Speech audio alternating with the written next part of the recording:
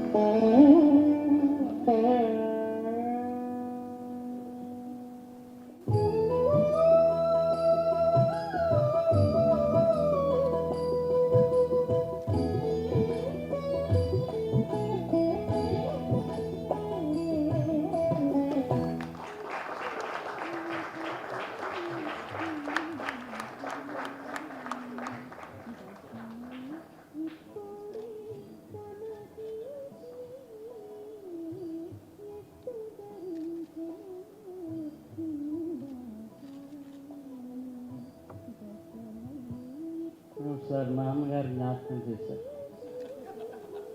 నీకోసమే జీవించున్నది. ఎక్కడికి పోతుంది అది? ఎందుకంటే ఆ మహానుభావుడు వెంకటేశ్వర స్వామి అన్నమయ్య గీతాలను కూడా ఎందుకు రచించారు, కొన్ని పాడే అవకాశం నాకు దొరికింది. మిమ్మల్ని చూసినప్పుడు ఈర్ష్యాగా ఉంటుంది నాకు. నేను నాన్నగారిని ఆయన ఎంత పిలిచినా అలాంటి వంశంలో పుట్టినటువంటి మీరందరూ కూడా ఆయన వెంకటేశ్వర స్వామి మీద ఎంత భక్తో చెప్పడానికి వీల్లేదు. ఆయన చేసిన సేవలను కొనసాగిస్తూ ఇంకా ఆయన ఆత్మకు చాలా సంతృప్తిని ఇస్తున్నందుకు చాలా సంతోషంగా ఉంది. వాసురావు గారు చిరంజీవ సుఖీభవ. పేరులోనే మంత్రం ఉంది, మంత్రంలోనే స్వరం ఉంది, స్వరంలో సంగీతం ఉంది. ఆయన అంత బాగా చేస్తే అంత బాగా పాడేవాడు. మనం కూడాను ఇది మాట వరుస కంటున్న మాట, పాట వరుస కంటున్నటువంటి మాట. మీ నాన్నగారి వైణికత్వం అంటే నాకు చాలా ఇష్టం. ఆయన నాకు మంచి స్నేహితుడు. మీ మ్యూజిక్ డైరెక్షన్లో కూడా నేను నన్ను పాడించినందుకు నీకు సర్వదా కృతజ్ఞను. నేను God bless you.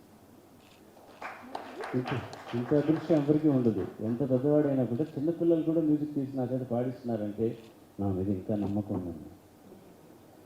God bless you. நல்லா இந்த கல்யாண சக்கரவர்த்தியோட பாதத்தில் உங்களுடைய இதயத்தை வையுங்க. உங்களுக்கு அவருடைய அருள் எப்பொழுதும் கிடைக்கும். సుఖీ భవ. ఈ సంకీర్తన పాట అవ్వగానే బాలు గారు ఏమన్నారో అదే మాటని దర్శకులు రాఘవేంద్రరావు గారు కూడా అన్నారు. ఏమయ్యా నాన్నగారు ఈ సంకీర్తనలో కనపడుతున్నారు. చాలా అదృష్టం. కృతజ్ఞత.